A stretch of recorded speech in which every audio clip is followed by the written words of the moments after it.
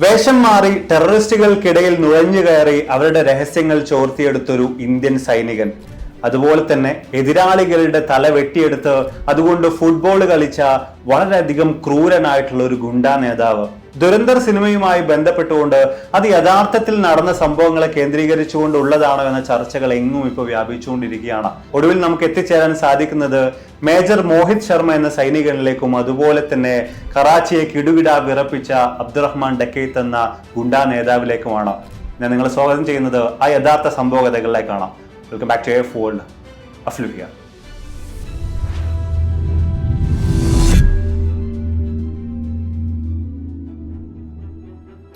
ആദ്യം തന്നെ പറയട്ടെ, ഇതൊരിക്കലും സിനിമയുടെ കഥയല്ല. ഇതിനൊക്കെ അപ്പുറത്തേക്ക് യഥാർത്ഥത്തിൽ നമ്മുടെ ലോകത്തെ കഴിഞ്ഞ കാലങ്ങളിൽ സംഭവിച്ചിട്ടുണ്ടായിരുന്ന ചില കാര്യങ്ങളെ കുറിച്ചാണ്, ചില യഥാർത്ഥ സംഭവങ്ങളെക്കുറിച്ചും ചില വ്യക്തികളെക്കുറിച്ചുമാണ് നമ്മൾ ഈ വീഡിയോയിൽ സംസാരിക്കുന്നത്.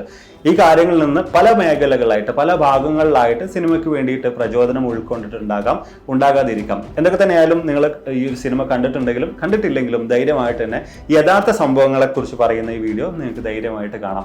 ഈ ഒരു വീഡിയോ പ്രധാനമായിട്ടും 2-3 ഭാഗങ്ങളായിട്ട് ാണുള്ളത്. ഒന്ന്, കറാച്ചിയിലെ ലിയാരിയുടെ അവസ്ഥ, അവിടെ നിന്നും അബ്ദുറഹ്മാൻ ഡക്കൈത്ത് എന്ന് പറയുന്ന വ്യക്തിയുടെ ഉയർച്ച, അയാളുടെ തകർച്ച, അതിനുശേഷം പിന്നീട് ഇന്ത്യൻ സൈന്യം ഈ തീവ്രവാദികളുടെ ഉള്ളിൽ നിന്നും ഡാറ്റകൾ കളക്ട് ചെയ്യുന്നതിന് വേണ്ടി അതിനിടയിലേക്ക് നുഴഞ്ഞു കയറാൻ വേണ്ടി നിയോഗിച്ച ശർമ്മയുടെ കഥ. ഇത്രയും കാര്യങ്ങളെല്ലാം കൂടെ ഉൾപ്പെടുന്ന രീതിയിലാണ് നമ്മുടെ ഈ ഒരു വീഡിയോ നമ്മൾ പ്രിപ്പയർ ചെയ്തിട്ടുള്ളത്. നമുക്ക് ഏതായാലും തുടങ്ങാം. ഏറെക്കുറെ 35-40 വർഷക്കാലങ്ങളോളം ഉണ്ടായിരുന്ന കറാച്ചിയുടെ അവസ്ഥയും മറ്റുമൊക്കെയാണ് സിനിമയിൽ യഥാർത്ഥത്തിൽ കാണിക്കുന്നത്. അക്ഷരാർത്ഥത്തിൽ ആ ഒരു കാലഘട്ടങ്ങളിലേക്ക് കുറച്ചധികം പുറകിലേക്ക് നമ്മൾ തിരിഞ്ഞു നോക്കുമ്പോൾ പാകിസ്ഥാനകത്ത് മറ്റൊരു രാജ്യം ഉയർന്നു വരുന്ന അവസ്ഥയിലായിരുന്നു പലപ്പോഴും കാര്യങ്ങൾ ഉണ്ടായിരുന്നത്. അവിടെ സ്വന്തമായിട്ട് ആംഡ് ഫോഴ്സ് ഉണ്ടായിരുന്നു, സ്വന്തം നിയമങ്ങൾ ഉണ്ടായിരുന്നു, കോടതികൾ ഉണ്ടായിരുന്നു. തീർത്തും പാകിസ്ഥാൻ ഗവൺമെന്റിനെ പോലും പിടിച്ചു കുലുക്കാൻ ശേഷിയുള്ള രീതിയിലേക്കുള്ള പല കാര്യങ്ങളും പാകിസ്ഥാനകത്ത് ഉയർന്നു വരുന്നുണ്ടായിരുന്നു. ഇതിന്റെ ഒക്കെ തന്നെയും സെന്റർ പോയിന്റ് ആയിട്ടുണ്ടായിരുന്നത്, കേന്ദ്ര ബിന്ദുവായിട്ടുണ്ടായിരുന്നത് കറാച്ചിയും കറാച്ചിയിലെ ലിയാരി എന്ന് പറയുന്ന പ്രദേശവുമായിരുന്നു. കറാച്ചിയിലെ തന്നെ ഏറ്റവും അധികം ജനസംഖ്യയുള്ള ഒരു മേഖലയാണ് ലിയാരി എന്ന് പറയുന്നത്. പക്ഷേ ഒരുപാടധികം കാലങ്ങളായിട്ട് വലിയ രീതിയിലുള്ള അവഗണനകൾ നേരിട്ടുകൊണ്ടിരുന്ന ഒരു പ്രദേശം കൂടിയായിരുന്നു ഇത്. കാര്യമായ രീതിയിലുള്ള സ്കൂളുകൾ അവിടെ ഇല്ല, ആളുകൾക്ക് നല്ല ജോലികളില്ല, താമസിക്കാൻ വ്യത്യസ്ത നല്ല ഇടങ്ങളില്ല. അങ്ങനെ തുടങ്ങി സർക്കാർ മേഖലകളിൽ നിന്നാണെങ്കിലും എല്ലാ നിലക്കും വലിയ തോതിലുള്ള അവഗണനകൾ നേരിട്ടുകൊണ്ട് മുന്നോട്ടേക്ക് പോയിട്ടുണ്ടായിരുന്ന ഒരു വിഭാഗമാണ് ലിയാരിയിൽ ജീവിച്ചുകൊണ്ടിരുന്നത്. ഇതിന്റെ ഒക്കെ ഒരു അനന്തര ഫലം എന്നോണം അവിടെ സംഭവിച്ച ഒരു കാര്യം, തൊഴിലില്ലായ്മയും മറ്റുമൊക്കെ രൂക്ഷമായി വന്നതോടുകൂടെ ലിയാരിയിൽ വ്യത്യസ്ത ഗ്യാങ്ങുകൾ ഉടലെടുക്കാൻ, ചില ഗുണ്ടാ ഗ്യാങ്ങുകൾ ഉടലെടുക്കാൻ ആരംഭിച്ചു എന്ന് പറഞ്ഞൊരു കാര്യമാണ്. പതിയെ ലിയാരിയുടെ പൂർണ്ണമായിട്ടുള്ള നിയന്ത്രണവും ഈ പറഞ്ഞ ഗുണ്ടാ നേതാക്കളുടെയും ഗുണ്ടാ ഗ്യാങ്ങുകളുടെയും ഉള്ളം കൈയിലേക്ക് ഒതുങ്ങുന്ന കാഴ്ചയാണ് നമുക്ക് അവിടെ കാണാൻ സാധിച്ചത്. പ്രത്യേകിച്ച് 1980-90 കാലഘട്ടങ്ങളിൽ അഫ്ഗാൻ യുദ്ധവുമായി ബന്ധപ്പെട്ടൊക്കെ തന്നെയും ഒരുപാടധികം ആയുധങ്ങൾ ഈ മേഖലയിലൂടെ കടന്നു പോകുന്നുണ്ട് എന്ന കാര്യം നമുക്ക് മനസ്സിലാക്കാൻ സാധിക്കുന്നുണ്ട്. മാത്രവുമല്ല, ബലൂചിസ്ഥാൻ, ഇറാൻ, അറേബ്യൻ സീ ഇതിനെല്ലാം കൂടെ കണക്ട് ചെയ്യുന്ന ഒരു നെറ്റ്വർക്ക് ഇവിടെ ഉടലെടുക്കുന്നുണ്ട്. ഇതുവഴി വലിയ തോതിലുള്ള ഡ്രഗ്സും സ്മഗ്ലിങ്ങും ഒക്കെ തന്നെ കാര്യമായ രീതിയിൽ നടക്കാൻ ആരംഭിക്കുന്നുണ്ട്.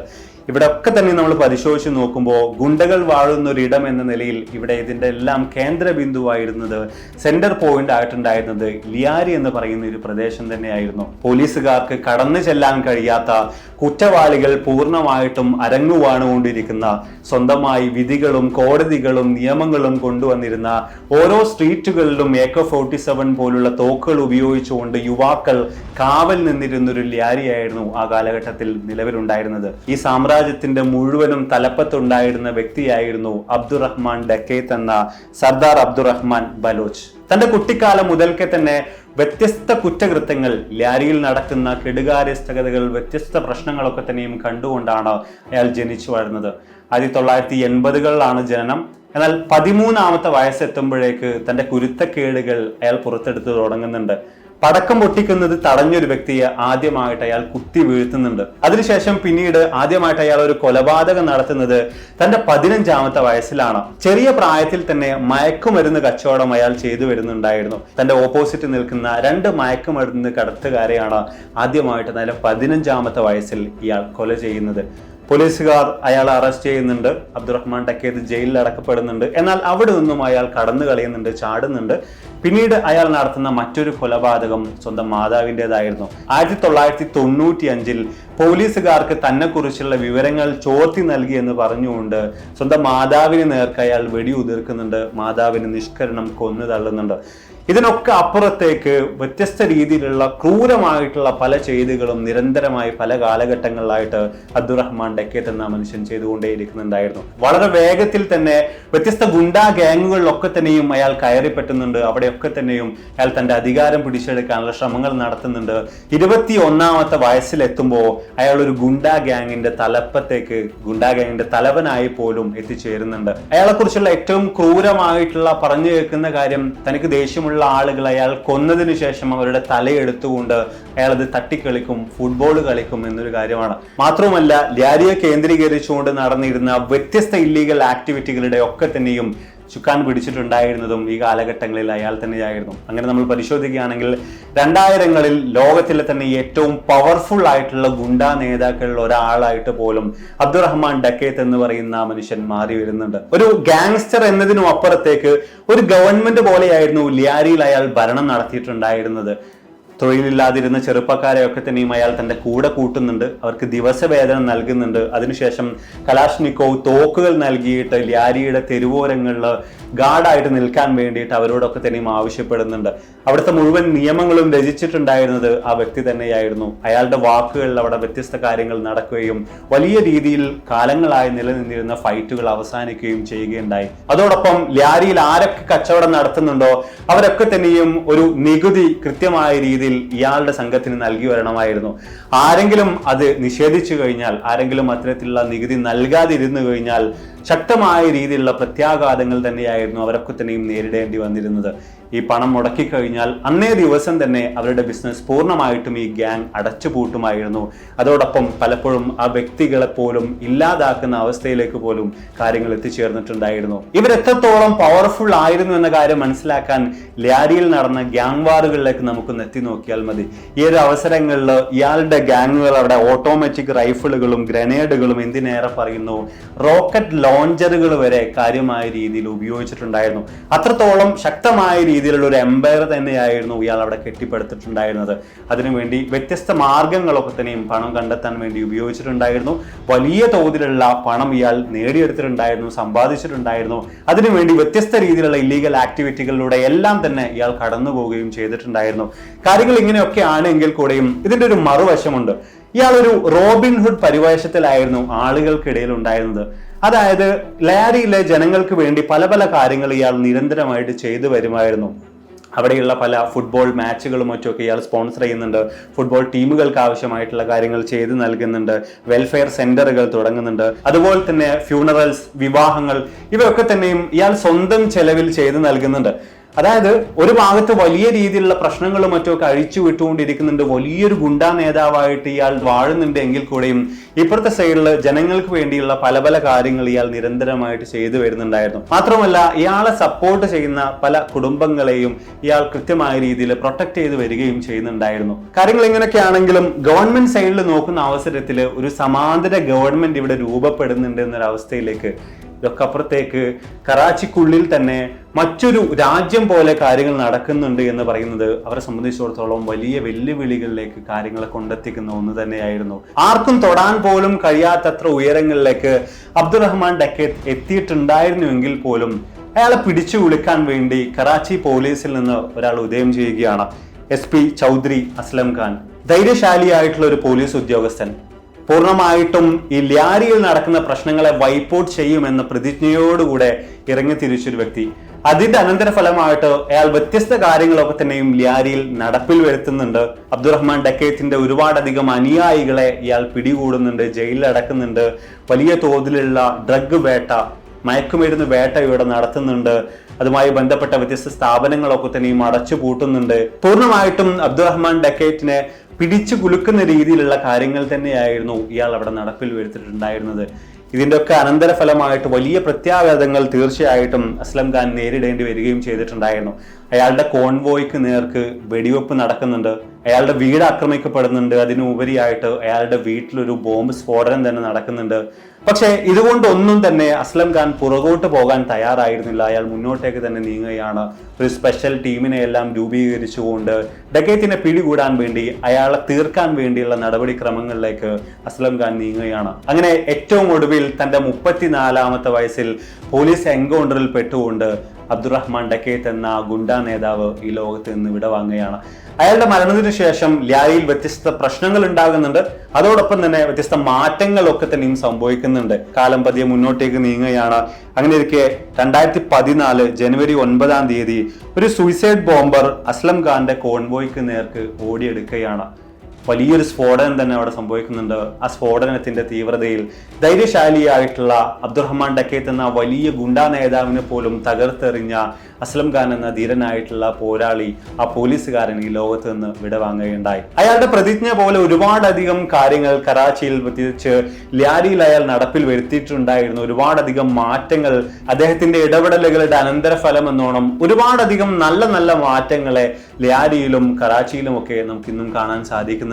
പാകിസ്ഥാനിലെ കാര്യങ്ങൾ ഇങ്ങനെയൊക്കെ ആയിരുന്നുവെങ്കിൽ ഇനി നേരെ ഇന്ത്യയുടെ കാര്യത്തിലേക്ക് വരുമ്പോൾ പാകിസ്ഥാനിലുള്ള ഇത്തരത്തിലുള്ള ഗുണ്ടാ നേതാക്കൾ കാരണം, ഇവിടെയുള്ള വ്യത്യസ്ത തരത്തിലുള്ള പ്രശ്നങ്ങൾ കാരണം അതിൻ്റെ ഒക്കെ വ്യത്യസ്ത അനന്തര ഫലങ്ങൾ നമ്മൾ ഇന്ത്യയിൽ നിരന്തരമായിട്ട് നേരിട്ടുകൊണ്ടിരിക്കുന്നുണ്ടായിരുന്നു. കണക്കുകൾ നമ്മൾ പരിശോധിച്ച് നോക്കുമ്പോൾ 2000 റെഡ് ഫോർട്ട് അറ്റാക്ക് നടക്കുന്നുണ്ട്, 2001 ജമ്മു കാശ്മീരിൽ അറ്റാക്ക് നടക്കുന്നുണ്ട്, 2001 പാർലമെന്റ് അറ്റാക്ക് ചെയ്യപ്പെടുന്നുണ്ട്. അങ്ങനെ തുടങ്ങി വ്യത്യസ്ത രീതിയിലുള്ള പ്രശ്നങ്ങളൊക്കെ തന്നെയും ഈ പാകിസ്ഥാനിൽ നിന്നും വരുന്ന രീതിയിൽ ഇന്ത്യയിൽ അരങ്ങേറുന്നുണ്ടായിരുന്നു. മാത്രമല്ല ജമ്മു കാശ്മീർ കേന്ദ്രീകരിച്ചുകൊണ്ട് ഈ ഭീകരവാദ സംഘടനകളിലേക്കൊക്കെ തന്നെയുമുള്ള റിക്രൂട്ട്മെന്റും ശക്തമായ രീതിയിൽ നടക്കുന്നുണ്ടായിരുന്നു. ഈ ഒരു സാഹചര്യത്തിലൊക്കെ തന്നെയാണ് ഈ തീവ്രവാദികൾക്കകത്ത് നുഴഞ്ഞു കയറി അവിടെ നിന്നും രഹസ്യങ്ങൾ ചോർത്തിയെടുക്കാൻ വേണ്ടി ഒരു സൈനികനെ കൊണ്ടുവരണം, നിയോഗിക്കണം എന്ന രീതിയിലേക്ക് ഇന്ത്യൻ സെക്യൂരിറ്റി അഡ്വൈസർ ആയിട്ടുള്ള അജിത് ഡോവലും സംഘവും ഒക്കെ തന്നെ എത്തിച്ചേരുന്നുണ്ട്. ഇന്ത്യൻ ജെയിംസ് ബോണ്ട് എന്നാണ് അദ്ദേഹം അറിയപ്പെടുന്നത്. മുമ്പ് പാകിസ്ഥാനിൽ നുഴഞ്ഞു കയറി വർഷങ്ങളോളം അവിടെ താമസിച്ചുകൊണ്ട് ഇന്ത്യക്ക് ആവശ്യമായിട്ടുള്ള വ്യത്യസ്ത രീതിയിലുള്ള രഹസ്യങ്ങളൊക്കെ തന്നെയും ചോർത്തിയെടുത്ത ഒരു വ്യക്തി കൂടിയാണ് അദ്ദേഹം. വിശദമായിട്ട് അദ്ദേഹത്തെ കുറിച്ച് നമ്മൾ മുമ്പ് ഒരു വീഡിയോ ചെയ്തിട്ടുണ്ട്. അദ്ദേഹത്തിന്റെയും ടീമിന്റെയും ഒക്കെ ചർച്ചകളുടെ ഭാഗമായിട്ട് മിഷൻ ഇഫ്തിഖാർ ഭട്ട് രൂപീകരിക്കാൻ വേണ്ടി തീരുമാനിക്കുകയാണ്. ഈ ഒരു മിഷന്റെ ഭാഗമായിട്ട് അവർ നിയമിച്ചതാകട്ടെ മേജർ മോഹിത് ശർമ്മയെയും. 1978 ഹരിയാനയിലാണ് അദ്ദേഹം ജനിക്കുന്നത്. കുട്ടിക്കാലം മുതൽക്കേ തന്നെ ഇന്ത്യൻ ആർമിയിലേക്ക് എത്തിച്ചേരുക എന്ന് പറയുന്നത് അദ്ദേഹത്തിന്റെ വലിയൊരു സ്വപ്നമായിരുന്നു. 95 അദ്ദേഹം അതിന്റെ ഭാഗമായിട്ട് NDAയിൽ ജോയിൻ ചെയ്യുന്നുണ്ട്. ഇന്ത്യൻ സൈന്യത്തിന്റെ ഭാഗമായിട്ട് പിന്നീട് വളരെയധികം ധീരമായ വ്യത്യസ്ത പ്രവൃത്തികളൊക്കെ തന്നെയും അദ്ദേഹം ചെയ്യുന്നുണ്ട്. 2004 ഇത്തരത്തിൽ ഭീകരവാദികൾക്കകത്ത് നുഴഞ്ഞു കയറിക്കൊണ്ട് രഹസ്യങ്ങൾ ചോർത്തിയെടുക്കാൻ വേണ്ടി ഓപ്പറേഷൻ ഇഫ്തിഖാർ ഭട്ടിന്റെ ഭാഗമായിട്ട് അദ്ദേഹം ഇറങ്ങിത്തിരിക്കുന്നത്. ഇതിനുവേണ്ടി അദ്ദേഹത്തിന്റെ ശരീരത്തെയും അദ്ദേഹത്തിന്റെ സംസാരത്തെയും എല്ലാം പൂർണ്ണമായിട്ട് അദ്ദേഹത്തിന് മാറ്റേണ്ടതായിട്ടുണ്ടായിരുന്നു. അദ്ദേഹം താടിയും മുടിയും ഒക്കെ നീട്ടി വളർത്തുന്നുണ്ട്. തീവ്രവാദ ഗ്രൂപ്പിലുള്ള ആളുകളുടെ സംസ്കാരത്തെക്കുറിച്ച്, അവരുടെ സ്ലാങ്ങിനെ കുറിച്ചൊക്കെ തന്നെയും പഠിച്ചു മനസ്സിലാക്കുന്നുണ്ട്. അത് നിരന്തരമായിട്ട് പ്രാക്ടീസ് ചെയ്യുന്നുണ്ട്. വേഷവിധാനങ്ങളൊക്കെ തന്നെയും അവരുടേതുപോലെ മാറ്റുന്നുണ്ട്. അതിനുശേഷം പിന്നീടുള്ള കുറച്ച് കാലങ്ങളിലേക്ക് കാശ്മീരിന്റെ വ്യത്യസ്ത മേഖലകളിൽ ഒരു സാധാരണ തൊഴിലാളിയായും കച്ചവടക്കാരനായും ഈ ഭീകരവാദികൾക്ക് വ്യത്യസ്ത സഹായങ്ങളൊക്കെ തന്നെയും ചെയ്തു നൽകുന്ന വ്യക്തിയായിട്ടൊക്കെ വ്യത്യസ്ത തരത്തിലുള്ള ജോലികൾ അദ്ദേഹം ചെയ്തു വരുന്നുണ്ട്. പതിയെ പതിയെ ഈ തീവ്രവാദികളോട് അടുക്കാനും അവരുടെ വിശ്വാസം നേടിയെടുക്കാനും ഒക്കെ തന്നെയും മേജർ മോഹിത് ശർമ്മയ്ക്ക് സാധിക്കുന്നുണ്ട്. ഈ കാലഘട്ടങ്ങളിൽ അദ്ദേഹം ഉപയോഗിച്ചിട്ടുണ്ടായിരുന്ന പേരെന്ന് പറയുന്നത് ഇഫ്തിഖാർ ഭട്ടാണ് എന്നാണ് വലിയൊരു വിഭാഗം അഭിപ്രായപ്പെടുന്നത്. അങ്ങനെയല്ല, മുഹമ്മദ് മുസ്ലിം എന്നൊരു പേരിലാണ് അദ്ദേഹം ഈ കാലഘട്ടങ്ങളിൽ ഭീകരവാദികൾക്കിടയിൽ ജീവിച്ചിരുന്നത് എന്നും പറയുന്ന ആളുകളുണ്ട്. ഇതൊക്കെ തന്നെ ആയാലും മാസങ്ങളോളം ഈ തീവ്രവാദികളോടൊപ്പം അദ്ദേഹം താമസിക്കുന്നുണ്ട്, അവരോടൊപ്പം ഭക്ഷണം കഴിക്കുന്നുണ്ട്, അവരുടെയൊക്കെ പ്രാർത്ഥനകളുടെ ഭാഗമാകുന്നുണ്ട്. ഇവിടൊക്കെ തന്നെ നമ്മൾ പരിശോധിച്ച് നോക്കുകയാണെങ്കിൽ അദ്ദേഹത്തിന്റെ കയ്യിൽ നിന്ന് വരുന്ന വളരെ ചെറിയൊരു തെറ്റ്, ആ ഒരു തെറ്റ് അദ്ദേഹത്തിന്റെ ജീവൻ തന്നെ അപഹരിക്കാൻ ശേഷിയുള്ളതായിരുന്നു. വളരെ കൃത്യതയോടുകൂടിയുള്ള ഇടപെടലുകൾ തന്നെയാണ് അദ്ദേഹം അവിടെ നടത്തിയിട്ടുണ്ടായിരുന്നത്. ഈ ഒരു മിഷന്റെ ഭാഗമായിട്ട് അദ്ദേഹത്തിന് വ്യത്യസ്ത കാര്യങ്ങൾ മനസ്സിലാക്കാൻ സാധിക്കുന്നുണ്ട്. എങ്ങനെയാണ് ഈ തീവ്രവാദികൾ പരിശീലനം നടത്തുന്നത്, അവരുടെ ആയുധങ്ങൾ എവിടെയാണ് സൂക്ഷിക്കുന്നത്, എവിടെ നിന്നാണ് വരുന്നത്, ഏത് റൂട്ടിലാണ് ഇവർക്കുള്ള ആയുധങ്ങളൊക്കെ തന്നെയും എത്തിച്ചേരുന്നത്, അങ്ങനെ തുടങ്ങിയുള്ള കാര്യങ്ങളൊക്കെ തന്നെയും വളരെ കൃത്യമായ രീതിയിൽ ഇദ്ദേഹത്തിന് മനസ്സിലാക്കാൻ സാധിക്കുകയും അത് ഇന്ത്യൻ സൈന്യത്തിന് കൈമാറുകയും ഒക്കെ തന്നെയും ചെയ്യുന്നുണ്ട്. ഇതിന്റെ അനന്തര ഫലമായിട്ട് 2006 ശ്രീനഗറിൽ വലിയൊരു സ്ഫോടനത്തെ തകർക്കാൻ വേണ്ടിയിട്ട്, തടയാൻ വേണ്ടിയിട്ട് ഇന്ത്യൻ സൈന്യത്തിന് സാധിക്കുന്നുണ്ട്. 15ലധികം ഉയർന്ന റാങ്കിലുള്ള ടെററിസ്റ്റുകളെ പിടികൂടാൻ വേണ്ടി സാധിക്കുന്നുണ്ട്. ഇന്ത്യയിലേക്ക് ആയുധങ്ങൾ വരുന്ന റൂട്ടുകൾ കണ്ടെത്തി അത് പൂർണ്ണമായിട്ടും ഇല്ലാതാക്കാനും നിരപരാധികളായിട്ടുള്ള ഒരുപാടധികം ആളുകളുടെ ജീവൻ രക്ഷിക്കാനും ഒക്കെ തന്നെയും മേജർ മോഹിത് ശർമ്മയുടെ ഈ പ്രവൃത്തികളിലൂടെ നമുക്ക് സാധിക്കുന്നുണ്ട്. വിജയകരമായ രീതിയിൽ തന്നെ ആ മിഷൻ അദ്ദേഹം പൂർത്തീകരിക്കുകയും ഇന്ത്യയിലേക്ക് ജീവനോടുകൂടി തന്നെ അദ്ദേഹം തിരിച്ചെത്തുകയും ചെയ്യുന്നുണ്ട്. എന്നാൽ സങ്കടകരമെന്ന് പറയട്ടെ, 2009 മാർച്ച് 21 നടന്നൊരു ഓപ്പറേഷനിൽ തനിക്കും തൻ്റെ സഹപ്രവർത്തകർക്കും നേർക്ക് വന്ന ഒരു ഗ്രനേഡിനെ സ്വന്തം ശരീരത്തെ ഉപയോഗിച്ചുകൊണ്ട് അദ്ദേഹം തടയുന്നുണ്ട്.